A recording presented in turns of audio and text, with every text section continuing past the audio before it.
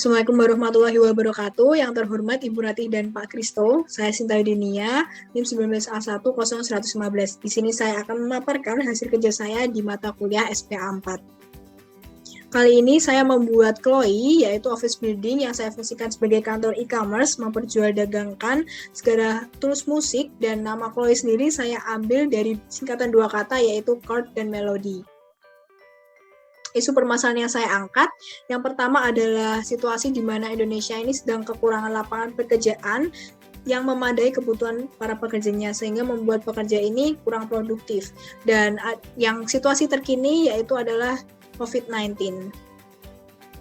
Site yang saya ambil berada di Jalan Patimura, Semarang, di mana site ini terletak tepat di pinggir persimpangan jalan yang sudah dikelilingi oleh bangunan besar dan memiliki batas sebelah utara itu Jalan Utama Patimura, dan timur ada bangunan LKP 99 Musikors, selatan ada kantor agen tiket, dan barat adalah Jalan Persimpangan MT Haryono. Berikut adalah tatanan ruang luar dan terdapat beberapa fasilitas. Yang pertama ada entrance sites, yang kedua ada pedestrian, selanjutnya ada entrance basement, sitting area, entrance building, core site, dan drop-off area. Konsep dari tatanan ruang ini sendiri adalah tatanan ruang yang terbuka. Jadi ini bisa terlihat dari segala jalan tanpa adanya pemisah antara jalan dan site. Berikut adalah konsep pemrograman yang saya gunakan. Pertama adalah diagram bubble untuk memperlihatkan hubungan keeratan antara ruang satu dengan yang lainnya.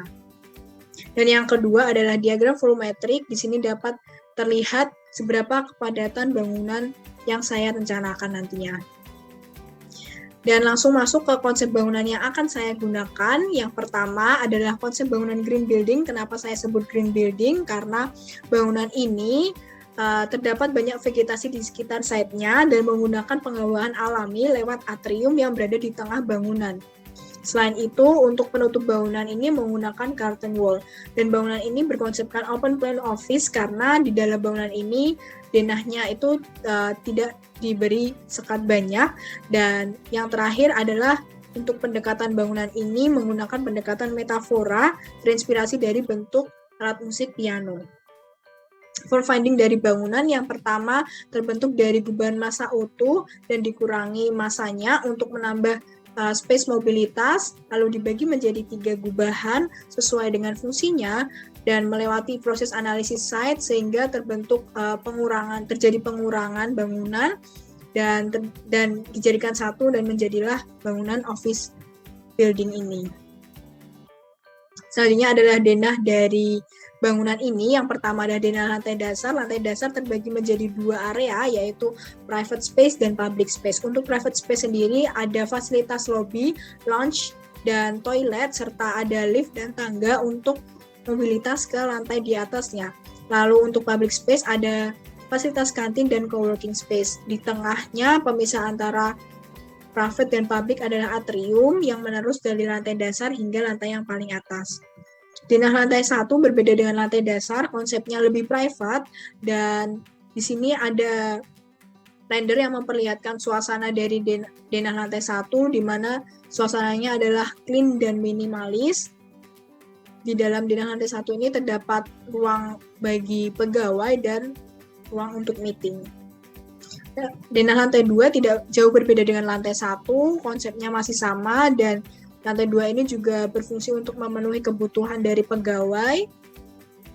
Selanjutnya adalah denah lantai 3 yang sedikit berbeda dengan lantai 2 dan lantai 1. Denah lantai 3 ini berfungsi sebagai communal space di bangunan, namun berbeda dengan lantai dasar, di mana communal space di lantai 3 ini bersifat lebih private karena hanya difungsikan sebagai pegawai saja. Yang terakhir ada lantai 4. Lantai 4 ini lebih private lagi karena di dalamnya ini terdapat ruang untuk komisaris, yaitu para petinggi dari perusahaan dan admin. Lalu untuk berkas-berkas tersimpan di dalam ruang komisaris serta ruang admin. Konsep basement yang saya gunakan adalah basement dengan sirkulasi memutar, dan untuk penutup lantai basement menggunakan finishing coating cat sehingga terlihat berkilau. Berikut adalah diagram explode yang menunjukkan 3 bagian bangunan. Yang pertama ada building itu sendiri, yang kedua ada entrance building, dan yang ketiga adalah outdoor area. Dan di sini adalah material yang saya gunakan. Dari konsep tampak bangunan terlihat fasad bangunan ini bahwa bangunan ini juga merupakan bangunan mirror building karena 80% dari penutup bangunan ini menggunakan material cermin dan ditutupi dengan beberapa vegetasi untuk mengurangi efek silau dari penutup bangunan tersebut. Dan selanjutnya adalah potongan bangunan, ada potongan bangunan melintang dan terlihat di tengah bangunan ini terdapat atrium yang menerus dari lantai dasar hingga yang paling atas untuk sumber penghawaan alami dari bangunan. Dan untuk yang kedua adalah potongan membujur BB. Di sini terlihat bangunan ini terlihat ruangnya lebih padat. Dan selanjutnya adalah perspektif bangunan, memperlihatkan ciri khas bangunan dari sudut mata burung. Selanjutnya adalah detail ruang dalam. Detail ruang dalam ini menggambarkan suasana yang ada di dalam kantor saya, yaitu suasana clean dan bersih serta minimalis dengan serba putih dan tidak terlalu banyak ornamen yang mengganggu pandangan dari pengguna bangunan ini sendiri. Untuk detail outdoor-nya ada entrance, sitting area, dan halte. Untuk entrance ini memiliki konsep bilik-bilik yang disusun sejajar untuk membuat entrance ini terlihat eye-catching, dan selanjutnya ada sitting area yang bisa digunakan oleh pedestrian dan pengguna bangunan.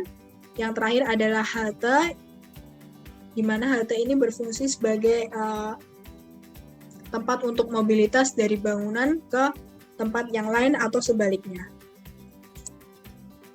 Baik, setelah ini saya akan menampilkan video animasi mengenai interior dan eksterior sebagian bangunan Chloe e-commerce ini. Mari kita mulai dari main entrance bangunan yang terlihat jelas bahwa di kanan dan kiri ini dikelilingi oleh bilik yang disusun secara sejajar. Dan untuk view-nya langsung menghadap ke atrium yang menerus dari lantai dasar hingga lantai yang paling atas. Di dalam atrium ini terdapat logo dari Chloe itu sendiri yang sebagian dari logo itu terinspirasi dari bentuk alat musik piano. Apabila kita belok ke kiri, langsung menemui interior bagian customer service dengan konsep ruangan minimalis namun tetap dihiasi dengan lampu supaya terlihat futuristik. Dan di sini ada ruang tunggu untuk bagi para tamu, dan selanjutnya adalah bagian public space yaitu co-working space dan terdapat kafe atau kantin. Sekian adalah video dan presentasi dari saya. Mohon maaf apabila terdapat kesalahan. Terima kasih.